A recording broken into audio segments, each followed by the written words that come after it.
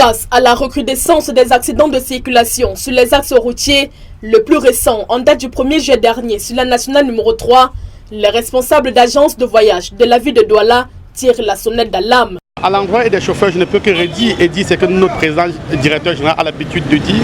Prudence, prudence, prudence. Il faut se mettre à la place de l'autre qui vient en face. Même si on a raison, il faut éviter d'avoir raison et qu'un accident se produise. Il faut être vigilant lorsqu'on est sur l'axe. Il faut toujours avoir une vitesse conséquente.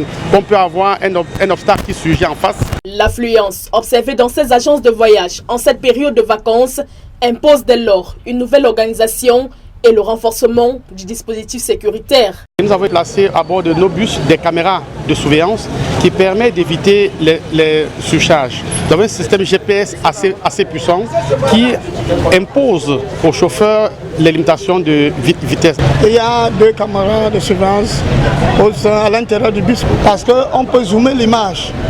On prend seulement le bordereau, on peut revenir sur l'action. Il y a la chambre des chauffeurs. Quand tu sors d'un voyage, tu es obligé de te reposer au moins 6 heures de temps, à 8 heures, pour reprendre la route, selon les réglementations du ministère du Transport. Des mesures sécuritaires qui passent également par une sensibilisation quotidienne des chauffeurs, garant en chef de la sécurité des passagers. Nous avons des réunions où nous sensibilisons assez nos chauffeurs.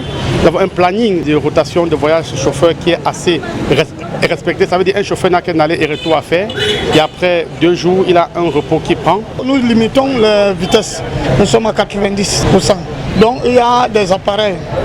Quand le chauffeur chevauche à 95, déjà dans mon bureau, je l'appelle déjà, il interpelle monsieur, pourquoi vous partez à plus de 90?